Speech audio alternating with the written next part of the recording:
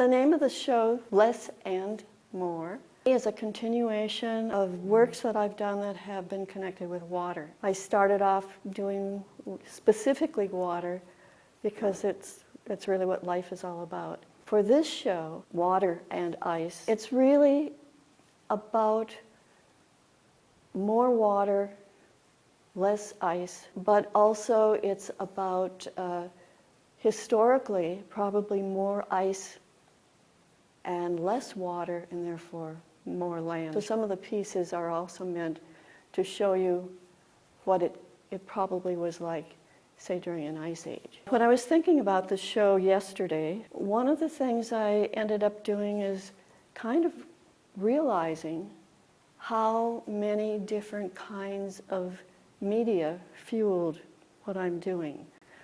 One of them is from high school, where I did a term paper and it had to do with watersheds. I also had taken an airplane ride, and this is back in the 50s. So we went from Minneapolis to Rochester, Minnesota, and then we went to Madison and then to Chicago. So by the time I got to Washington, D.C., I had been up and down and really gotten a view of cities and the like. Then when I went to college, that was at the time of the International Geophysical Year. The president of the college was a geologist.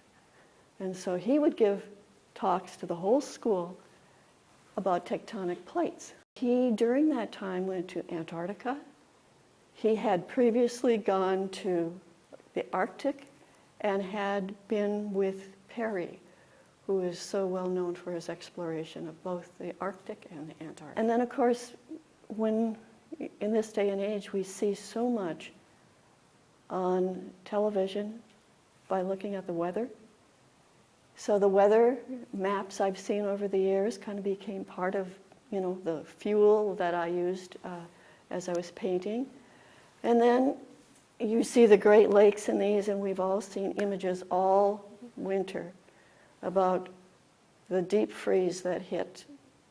I'm from Minnesota. As a child, my parents and we drove around the Great Lakes and all the way to Boston. So I saw things by car. I read things, I wrote things. So I wanted, in doing the show, to be working with patterns. I wanted to address the issue of global warming with pictures of shapes that gave information. In actually doing the work, this was very difficult because I'm very much a very direct painter. With maps, you have to be a little more precise. So I did a lot more drawing, then I had to grid them. But in the end, everything does get distorted. It's meant to be a surprise, meant to make you see these things in a slightly different way. It is two things.